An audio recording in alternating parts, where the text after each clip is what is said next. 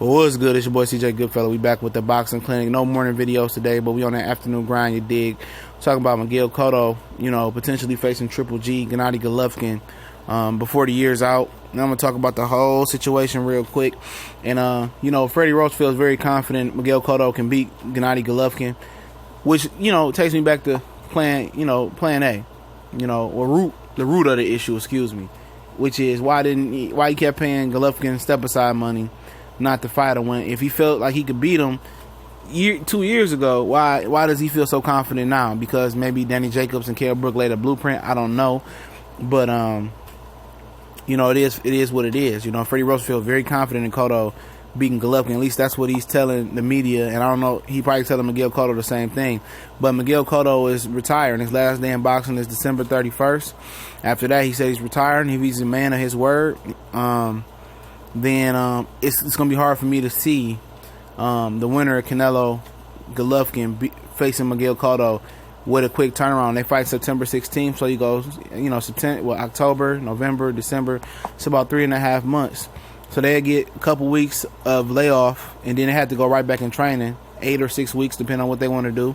The winner of Golovkin and Canelo, and then, be ready for Miguel Cotto. Now, both of those guys, Canelo and Golovkin, will have to really come out that fight unscathed, and that's really hard to see. No cuts, no bruises, or it had to be a quick night. And if it's a quick night, that tells me probably Triple G wins that fight.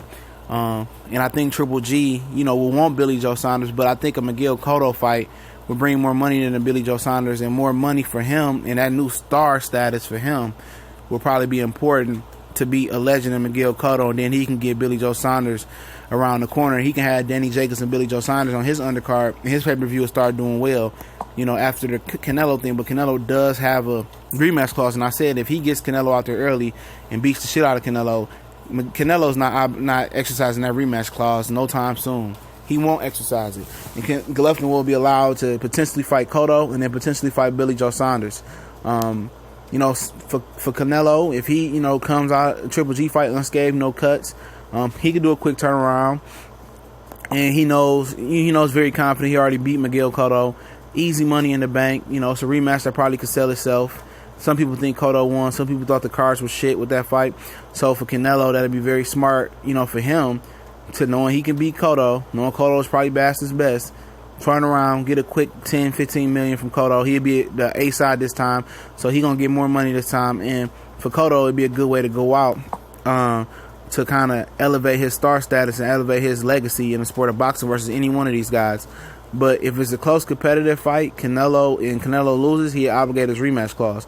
But if Golovkin wins, he beats the shit out of Canelo. Where Canelo's got beat so bad he don't want the rematch clause. I think Golovkin, who's accustomed to fighting 4 times a year sometimes, will do a quick turnaround. Very confident that he beat the shit out of Miguel Cotto. But I don't see Miguel Cotto doing that. If Miguel Cotto didn't want to fight Golovkin before, I don't see why he wants to be brave and fight him now. If he didn't want to fight at the 160-pound limit before, I don't see why he would even entertain the idea of fighting David Lemieux at 160, who can't make the below 160, and 2, doesn't have a belt. So why does that add on to your legacy? You better defending your belt at 154 and having a welterweight move up to fight you, in my opinion. But he can do. I think Kell Brook is a fight that's been talked about for Miguel Cotto if he gets past Kamagai. That'd be a good fight for him. Easy fight for him.